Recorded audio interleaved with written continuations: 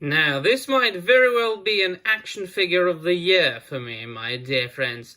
Let us look at Sir Gideon Heavensbrand.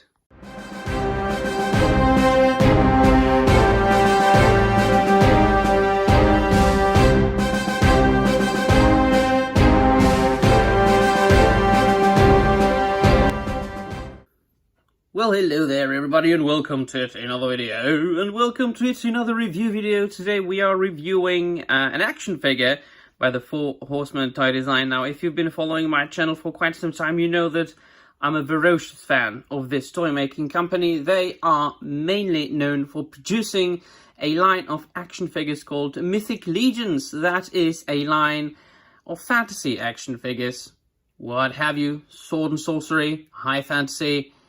All your fantasy needs shall be pleased, my dear friends, shall be fulfilled if you are getting these figures. These figures are of their own design, of their own lore. They've got these bios here at the back, or really here at the side of this package. And they are, at the moment of the making of the video, they are working on a lore book and a storybook. So we've got a lot to look forward to. Moreover, these figures are designed and produced specifically to be popped and swapped apart, which means that you can freely customize them or just take it apart and put it together in combination with another figure. And also, at the end of the video, I like to show you how much they have progressed in the last 10 years. They have been producing these toys for, well, over 10 years now. And I'd like to show you some of the older figures versus this one, and how much the production of action figures, these specific ones, well, how far it has gone. So yeah, let me take him out of the box. First, let me show you the box. So these action figures, like these regular, non-deluxe, non-like ogre, big scale, giant scale action figures, come in these like semi-blister packagings, because you can like just remove it like that. So let me show you on camera. Should you wish to read out this little text here, which is a readout about this specific line, this specific wave, which is called the Necronominus wave. And this is the Necronominus himself, the main baddie, or one of the four main baddies, the Four Horsemen. Their universe, their world, the mythos is divided into factions, and each of the evil factions is ruled over by one of the Dark Four Horsemen. This is Necronominus. Then we've got Poxus, we've got Ilithia, and Arethir. So yeah, you do this basically, right? So you just flip the flops, the plastic flops here, which are all around the package, and you just slide this cardboard off. This illustration and this background illustration, they were both produced by the master Nate Barge, who is the court illustrator of the Four Horsemen toy design, who also worked on, for example, the Masters of the Universe illustrations for Mattel's toys. And you've got all you need on the inside. Sometimes the accessories come in baggies, sometimes they come in a special clamshell. We will go all through that once I open it. So for you, it's going to be just a second. Well then, there we go. Here's out of the box. We are looking at Sir Gideon Heavensbrand, the leader, the boss of one of the heroic factions, which is the faction of Aetheron, whose mascot, really, whose symbol is a giant anthropomorphized eagle. It's what we know from the lore. It's all very nice that they are coming up with their own stories, but first and foremost, what comes first is the toys, such as was the case with many like lines and many stories, many quote-unquote franchises in the past, like the Masters of the Universe and the Transformers and so on and so forth. But as I said, they are working on a lore book, on a storybook, and once it comes out, I will of course do a review about that and inform you all about it. But let us first look at the accessories. So apart from the sword that he is holding in his hand, right here, I just bumped the camera a little bit, very unprofessional, I'm sorry. Jesus, I'm not a toy reviewer at all. You look at this detail. This is a nicely detailed sword with eagle symbols all around it. And in the meanwhile, just look at the intricate details on the armor. Look at that. I mean, these things are at present time sculpted digitally, but look at those. I mean, can you find details like this on a regular 1/12 scale action figure? I'm not talking about hot toys or what have you, but really about what you could call a toy, you know, from like 2024, 2025. This is soft goods. These robes, they can be taken off, but I'm not really going to do that. But they are all wired, so you can pose them around all way you like. There are different layers, and underneath there is a golden armor. Once again, look at those details, and should you wish to remove it, you will have no problem displaying it just without those cloth parts, because it is detailed underneath it as well. Now, I've seen reviews and the armor has already been out, minus the detailed parts, so I know that even without it, it looks glorious. Now, one pauldron, once again, represents Aetheron. These bits can be removed and replaced with some other parts that come with other figures. As I said, these things are highly customizable. So this gigantic pauldron represents the mascot or the symbol of the faction, which is the giant anthropomorphized eagle. And the other pauldron, it wasn't there. When I was opening it, you have to put it on. You can, like, you know, pop these off and you know, put some other ones instead of that. As far as articulation goes, I will post some pictures of what you can do with that figure, but they have recently improved articulation quite a lot. So, for example, a lot of people have been crying to have at least 90 degrees at the elbow, and that is, of course, entirely possible. And then, of course, the pauldrons are kind of restricting it, but the arms can go all the way around, and they can go like to the sides. And as far as the legs go, you can do the kicks, you know, all the way forward, and you can do the kicks all the way back. I don't want to stretch it too much now, but I will post some pictures. I will be posting pictures throughout this review and at the end as well. I mean, I'm not too much of an articulation guy. You know, he's got articulation at the torso and the head, of course. As I said, I'm not too much of an articulation guy. I just display my figures. I take a picture and post it on the internet, and that's it for me. And these are display pieces to provide me with inspiration when I'm writing, when I'm creating, or just when I want to look at nice stuff that represents my favorite genre. Another accessory is this dagger, which comes in a sheath, and it can be removed. It's a nice little thing right there. And so apart from these accessories, it comes with an alternate head, a helmeted head, beautifully sculpted. Once again, the visor can be, look at that, Sir Gideon, and the visor can be pulled down so you can hide him completely. See, so there we go.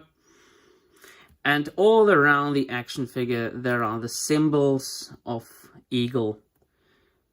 So apparently this faction should be like the most noble, the most honorable, but also one of the richest factions in their fictitious universe. I will also post a picture with this head on. These things are very easily swappable. Look at the size of that peg hole. I mean, it's really no labor to put them, to pull them apart and then put them back together. So this is the helmet that it comes with. It comes with a shield, once again, beautiful shield with a symbol of an eagle. You can remove this eagle. This is easily removable and put like only just a peg instead of it. That comes with other figures.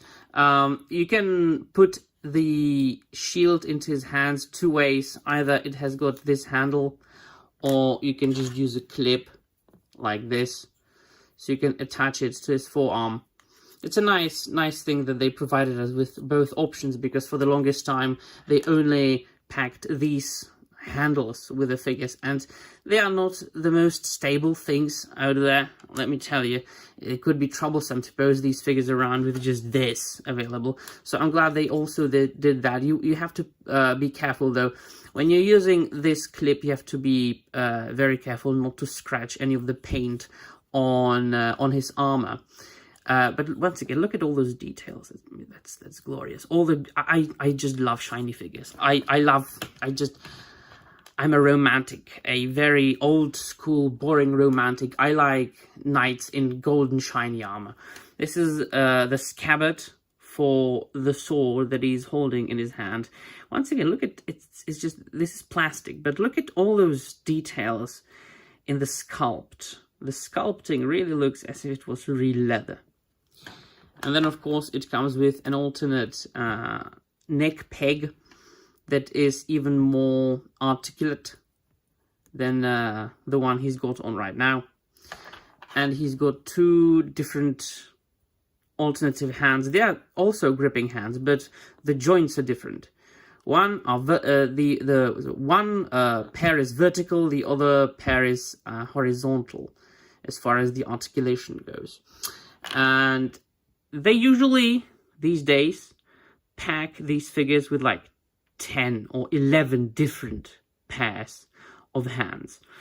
But in this case, they released a hand pack with this wave, and it comes with like 30 different pairs of hands or whatever. So there was no need to include it with this figure. You just get the hand pack and you have got hands for your action figures for the rest of your life, right?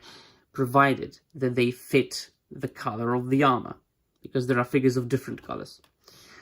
And an alternate belt that you can either use instead of this one, or just use it as a strap over his shoulder. And a smaller belt that looks kind of redundant when you compare it with this and that one that he's got on him. And so these are the accessories that he comes with. Once again, I mean, they have gone so far. Let me show you something. Let me show you how far they've come. So I have got two figures next to each other. Sir Gideon Heavensbrand, that came out in 2025 from the most recent wave. And I've got just randomly picked older figure of theirs, Ramulus. It is, I think, a re-release. But it being a re-release changes nothing, because it is the same sculpt, it is the same articulation, it is the same mold. This is Romulus the Gladiator. And just looking at it, by like naked eye, the first glance, there is a striking difference. Not only are the details more refined here, and there are soft goods, so this is like really a little Hot Toys figure, it's getting very, very close to your Mesco 1/12 scale collectibles, but I have never really liked the Mesco 1/12 scale collectibles too much, so these are even better for me. But also the articulation. So if we put Sir Gideon to the background for a little bit, and this is the shield. Once again, it only comes with, as you can see, let us remove the shield for a little bit from his hand. And so he's got his spear, right? And the shield, as I said, it comes just with this handle, right? No clip. And the articulation is like the most basic articulation. Look at that. It can go there. It can go like back and all the way around. But like, and it can move at the wrist, and that's basically it. It like, yeah, it does the elbow, but the elbow isn't, look at that. That's the furthest he can go. Once again, I am not an articulation buff. I don't give a flying toss about articulation too much. If the figure looks good on my shelf, I will rather sacrifice articulation and have a cool looking figure on my shelf. I don't play with these guys, and even if I wanted to, I don't have that much time to actually play with them. But I just wanted to show you, because there are some people who enjoy taking pictures, like more refined, more articulate, more, well, just better pictures than I do, right? Like pose them around. It's called that, like live articulated art or whatever they are calling it. And so they prefer their action figures to be more articulate than Romulus here. Well, I don't care. I love him all the same. I love these two. I love all of them. So, yeah. I just wanted to show you how far they've gone. Because, obviously, if you were given the choice... Now, don't look at the fact if you like gladiators or knights more. It's about what you prefer as quality, you know, what you think is like better produced figure, Romulus or Sir Gideon. I'd say that Sir Gideon is really more, let's say, modern, you know, more progressed, so to speak. Yeah, so let me know in the comments down below what you think. This was a review of Sir Gideon Heavensbrand, which is the figure of the Necronominus Wade for me. I've been looking for him for the longest time, and I'm absolutely excited to finally have him in hand. That'll be all. Thank you very much for watching, and I'm out of here.